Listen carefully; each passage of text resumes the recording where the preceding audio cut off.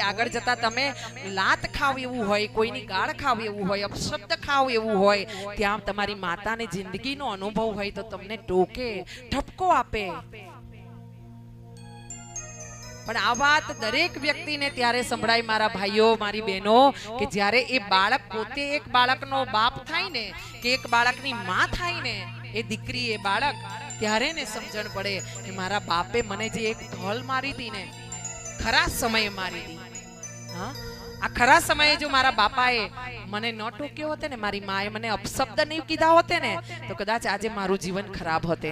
અને ઘણા બાળકોને એવો અફસોસ થશે આગળ જતા, ઘણા એવા બાળકોને, ત્યારે મારી માં મને ટોકતી હતી ને, ત્યારે કદાચ આ સમજણ આવી હોતે ને, આ જિંદગી જીવવાની હજુ બહુ વધારે મજા આવતે.